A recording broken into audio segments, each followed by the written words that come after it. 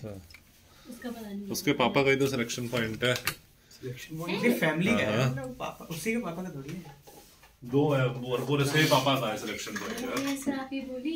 फिर एक जब आप पढ़ाते थे, एक श्रेयस गुप्ता करके ही पढ़ते थे, वो भी उसके कजन ही है। अच्छा खैर देखो, रिकॉर्डिंग चल रही है ना अभी? हाँ ठीक, हाँ ठीक बेटा सुनो जल्दी से। मैंने ये कहा कि हमारी न्यूटन रिंग बीटेक में एक्सपेरिमेंट होता है जिसमें व्हाइट लाइट एक स्लिट पे पास कराई जाती है, तो डिफ्रैक्शन होता है तो हमें कंसेंट्रिक सर्कल्स मिलते हैं और कलरफुल रिंग्स मिलती हैं। तो जो 12th लेवल के सवाल है उसको कर लो, बाकी के सवालों को रहने दो। तो सबसे पहला जब हमारी नैरो स्लिट्स से लाइट जाती है तो स्प्रेड कर जाती है, इसको डिफ्रैक्शन कहते हैं। रिफ्रैक्शन रिफ्लेक्शन तो कहते नहीं है, पोलराइजेशन सिलेबस में नहीं है, इंटरफेरेंस नहीं। इंटरफेरेंस क्या होता है? जब मोनोक्रोमेटिक सोर्स से दो लाइट आती हैं और उनका क्रस्ट मिल जाता है या ट्रफ मिल जाता है या क्रस्ट ट्रफ मिल जाता है, पैराग्राफ दिए तो उसे इंटरफेरेंस कहते हैं। तो उसे इंटरफेरेंस कहते हैं। हाँ, पैराग्राफ को देख के आंसर देने, तो उसे इंटरफेरेंस कहते हैं। ठीक है। और डिफ्रैक्शन यही होता है कि लाइट रेस का स्प्रेड कर जाना नैरो स्लिट से टकराने के बाद, यानी कि लाइट का डिफ्लेक्ट कर जाना, लाइट का बेंड कर जाना, लाइट का क्या कर जाना? बेंड कर जाना। अच्छा, जब आप व्हाइट लाइट से देखते हो तो बेटा कंसेंट्रिक सर्कल्स तो मिलते हैं न्यूटन रिंग में। व्हाइट लाइट है तो हमें सेंटर पे व्हाइट, बाकी कलरफुल रेनबो कलर्स मिलते हैं। बाकी कलरफुल रेनबो कलर्स मिलते हैं, है ना? ऐसा क्यों होता है कलरफुल रेनबो कलर्स क्यों मिलते हैं? क्योंकि मैंने बताया था ना, जब भी हमारी व्हाइट लाइट यूज होती है बेटा तो क्या होता है, बीच वाला तो व्हाइट होता है और बाकी सारे कलर्स हमारे कैसे हो जाते हैं? हाँ, बाकी सारे कलर्स हमारे कैसे हो जाते हैं? कलरफुल, जिसमें वायलेट सबसे पास में और रेड सबसे दूर में। अरे क्योंकि y equal to capital D lambda upon small d होता है ना, n capital D lambda upon small d और 2n minus 1 capital D lambda upon 2 small d, यानी कि लैम्डा के डायरेक्टली होता है। तो वेवलेंथ सबसे कम किसकी होती है? वायलेट की। तो सबसे करीब वायलेट। सबसे ज्यादा किसकी होती है? रेड की। तो सबसे दूर रेड, सबसे दूर रेड। अच्छा, इसके बाद न्यूटन रिंग हमारा नेचुरल फिनोमेना होता है जो हमारा किसकी वजह से होता है? इंटरफेरेंस। तो इसका आंसर कतई नहीं होगा। इसका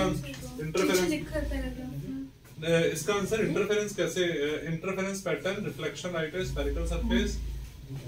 Newton ring is a natural phenomena that involves diffraction due to reflection of light and interference between two reflection of light between two surfaces.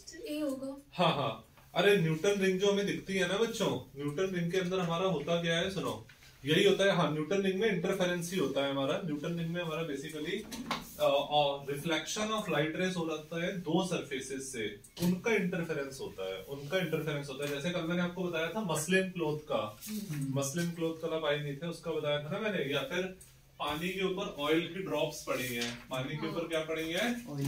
Oil की ड्रॉप्स पड़ी हैं, तो आपको कलरफुल दिखने लग जाता है ना बेटा। पानी के ऊपर ऑयल की ड्रॉप्स होती हैं तो ऑयल की डेंसिटी कम, पानी की डेंसिटी ज्यादा। तो ऑयल ऊपर तैरता है, ऑयल ऊपर, तो बेटा लाइट इधर आई और कुछ रिफ्रैक्शन करी और कुछ क्या कर गई?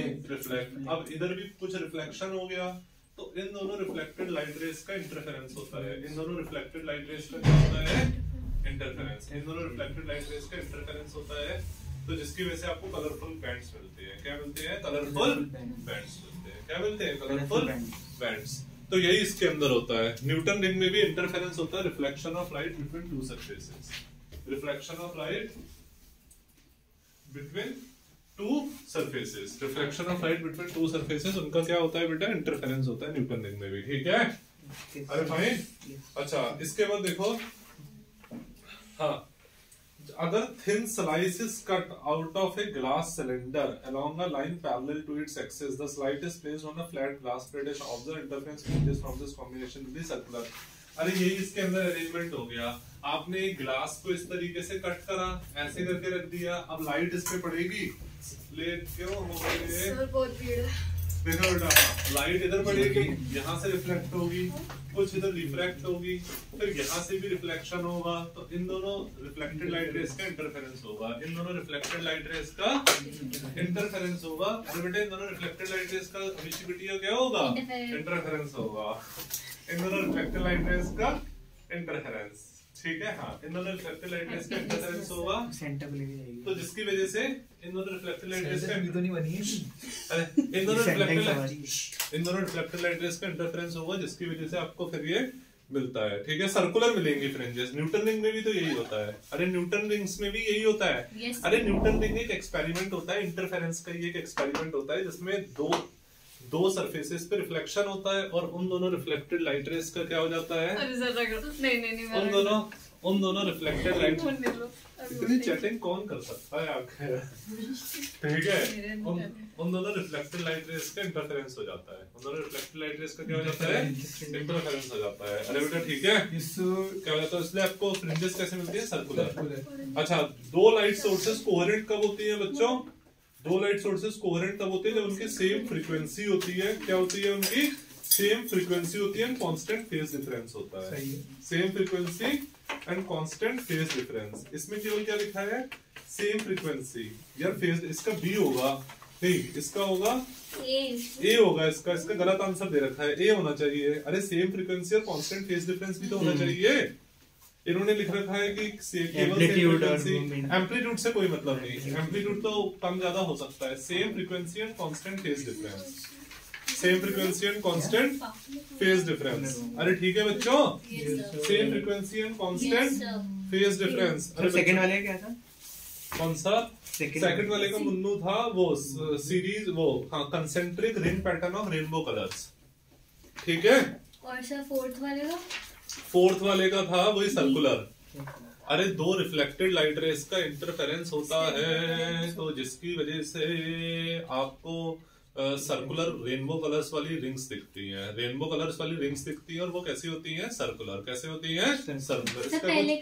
इसका कुछ इस तरीके से होता है कि इसमें आपको ऐसे फ्रिंजेस हाइपरबोला शेप में ना मिलके कैसी मिलती है, सर्कुलर, कंसेंट्रिक सर्कुलर दिखती है न्यूटन रिंग में। बीएससी या बीटेक करोगे तो जरूर पढ़ना पड़ेगा, बट मैंने सुना है शायद बीटेक में अब फिजिक्स हट चुकी है। नहीं, फर्स्ट ईयर में भी हट चुकी है। फर्स्ट सेमेस्टर में फिजिक्स होती है, सेकंड में केमिस्ट्री। अच्छा, उसके बाद फर्स्ट पहले तो पूरे एक साल होती थी, अब केवल फर्स्ट सेमेस्टर में ही होती है भैया, ऐसे सात्विक से पूछना, तो अब केवल फर्स्ट में होती है, तो उनमें न्यूटन रिंग होता है एक्सपेरिमेंट। अच्छा ठीक है। अच्छा अब देखो बेटा डिफ्रैक्शन वाला जल्दी से, डिफ्रैक्शन वाला, penetration of light into the region of geometrical shadow is called. हाँ, जब लाइट हमारी ज्योमेट्रिकल शैडो में चली जाती है उसे डिफ्रैक्शन कहते हैं। जब हम डिफ्रैक्शन को ऑब्जर्व करते हैं तो साइज ऑफ ऑब्स्टिकल क्या होना चाहिए, वेवलेंथ के ऑर्डर में होना चाहिए। वेवलेंथ के क्या होना चाहिए, ऑर्डर में होना चाहिए। बस क्या होना चाहिए, वेवलेंथ के ऑर्डर में होना चाहिए बब्बू, ठीक है बब्बू, वेवलेंथ के ऑर्डर में होना चाहिए। प्यारी गुड़िया को आया समझ, ठीक। उसके बाद फिर लाइट और साउंड वेव्स डिफ्रैक्शन को प्रोड्यूस करते हैं, बट ये ज्यादा डिफिकल्ट होता है to observe diffraction with light waves. क्यों, क्योंकि लाइट की वेवलेंथ बहुत स्मॉल होती है, तो बताया था ना। तो साइज ऑफ ऑब्स्टिकल इतना छोटा तो एक्सपेरिमेंटल वे में ही हो सकता है।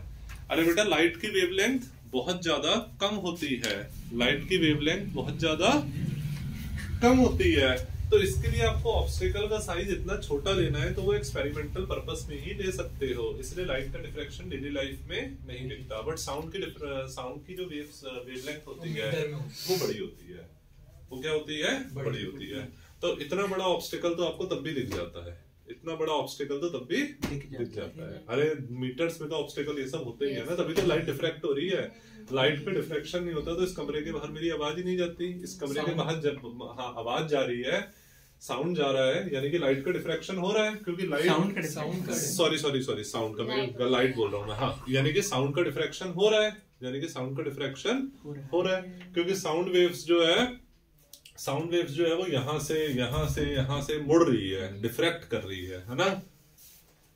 बट लाइट वेव्स नहीं मुड़ रही, लाइट का डिफ्रैक्शन नहीं हो रहा, क्योंकि लाइट की वेवलेंथ एंगस्ट्रॉम में 4000 से 7000 एंगस्ट्रॉम तक या 400 से 700 नैनोमीटर तक। तो इतने छोटा आपका ऑब्स्टिकल का साइज होना चाहिए, जो कि एक्सपेरिमेंटल पर्पस में ही पॉसिबल है, डेली लाइफ में पॉसिबल नहीं है, ठीक है। अच्छा, इसके बाद बच्चों, angular width of central maxima of a diffraction pattern of a single slit does not depend on angular, ये डिपेंड नहीं करती है हमारी किस पे, डिस्टेंस बिटवीन, यही होगा इसका, डिस्टेंस बिटवीन उस पे स्लिट एंड सोर्स पे डिपेंड नहीं करती है। अरे क्योंकि ये वाला फॉर्मूला होता है ना बच्चों, एंगुलर का क्या वाला फॉर्मूला होता है, देखो भाई लिसन, ये हमारा होता है 2 capital D lambda upon small D upon capital D. अरे अल्फा क्या होता है, beta upon capital D, beta को कैपिटल डी से डिवाइड कर दो तो कैपिटल डी से कैपिटल डी कट गया, तो कैपिटल डी पे डिपेंड नहीं करती है ना बेटा। सृष्टि किस पे डिपेंड नहीं करती? कैपिटल डी पे डिपेंड नहीं करती। किस पे? कैपिटल डी पे डिपेंड नहीं करती है, ठीक है। मतलब स्लिट से स्क्रीन की दूरी पे डिपेंड नहीं करती। अरे स्लिट से स्क्रीन की दूरी पे डिपेंड नहीं करती। स्लिट से स्क्रीन की दूरी पे डिपेंड नहीं करती। अरे आ गई बात समझ में या नहीं आई? नहीं आई, ठीक है। स्लिट से स्क्रीन की दूरी पे डिपेंड नहीं करती। चल रही है? हाँ रिकॉर्डिंग मेरी फोटो नहीं आ रही? हाँ हाँ 10 मिनट हो गए। 10:33 10:33 स्क्वायर नहीं बन गया, ठीक है। अरे बच्चों आ गई बात समझ में? अरे कैपिटल डी पे डिपेंड नहीं करता। अच्छा डिफ्रैक्शन इफेक्ट ऑब्जर्व होता है किसमें? साउंड और लाइट दोनों में ही होता है। बस ये है कि साउंड में डेली लाइफ में ऑब्जर्व होता है क्योंकि साउंड की वेवलेंथ बड़ी और इतना बड़ा ऑब्स्टेकल का साइज डेली लाइफ में मिल जाता है। डेली लाइफ में मिल जाता है। बट लाइट का भी डिफ्रैक्शन होता है, बट वो एक्सपेरिमेंटल पर्पस में ही होता है क्योंकि लाइट की वेवलेंथ कम और इतनी छोटी वेवलेंथ एक्सपेरिमेंटल पर्पस में नहीं मिलती। एक्सपेरिमेंटल पर्पस में नहीं। अरे एक्सपेरिमेंटल पर्पस में मिलती है, डेली लाइफ में नहीं मिलती। अरे मैं उल्टा क्या बोल रहा हूँ, मुझे लग रहा है कहीं मुझे ओसीडी तो नहीं हो गया है। ओसीडी पता है क्या होता है? क्या होता है? ओसीडी से क्या करना है? आपको पता है ओसीडी क्या होता है? क्या होता है बताओ? दिमाग ज्यादा परफेक्शनिस्ट हो जाते हैं। अरे नहीं, मेरा ध्यान बार बार पढ़ाते वक्त यार मुझे लग रहा है कहीं मेरा ध्यान इधर जा रहा है कि मैं अपने बालों को इधर ऊपर कर लूं या ना कर लूं, तो नहीं कर पा रहा हूं। ओसीडी तो रिपीटेटिव बिहेवियर नहीं होता? हाँ ये बेटा हंसने में बहुत सीरियस प्रॉब्लम होती है। जिसको होता है उससे पूछो, ठीक है। बनी क्या है वाली तेरे को मुझे जानना है।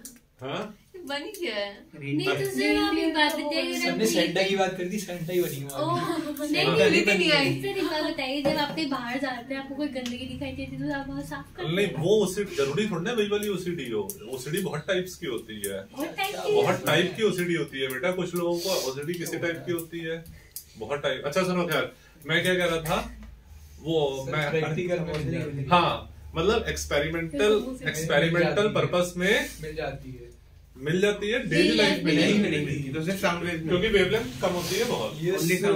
अच्छा खैर ओनली साउंड, ठीक है। ये वाली शीट हमारी खत्म हो गई। ये किसकी शीट है? ठीक है। अब बच्चों क्या करोगे? ऐसा करें न्यूक्लियस के सवाल करा दे पहले। जो मैंने एक न्यूक्लियस की आपको शीट दी इसका आंसर क्या होगा? किसका? Only sound. ओनली नहीं, इसका दोनों होगा। साउंड अरे मिलती तो दोनों में ही है। साउंड और लाइट एक्सपेरिमेंटल ही मिलती है। अरे तो क्या हो गया? मिलती तो है आखिर। साउंड और लाइट दोनों होगा डी ऑप्शन। साउंड और लाइट दोनों होगा डी ऑप्शन। कोई डाउट बच्चों? ठीक है फाइन। अब बच्चों एक काम करते हैं, सुनो वो आपको शीट करा दूं वो वाली न्यूक्लियस वाली जो मैंने एक बार दी थी ग्रुप में, है ना? वो वाली शीट करा देता हूं। अरे ठीक है बच्चों। या फिर एक बात सुनो, यही सुनो। या फिर एक पेपर करा दूं वो वाला। पेपर करना चाहते हो? नहीं सर पहले अरे मैंने ग्रुप पे भेजी थी वो वाली शीट में, उसका प्रिंट आउट नहीं निकला है। मैं भी इसका प्रिंट आउट निकाल के आप लोगों को दे देता हूँ। पहले न्यूक्लियस वाली शीट ही करा देता हूँ फिर ऐसा करता हूँ, ठीक है? न्यूक्लियस हाँ ये देना बेटा जरा। हाँ एक और मुझे फिर से व्हाट्सएप करना वाली चीज। कौन सी? न्यूक्लियस वाली है ना ये? ठीक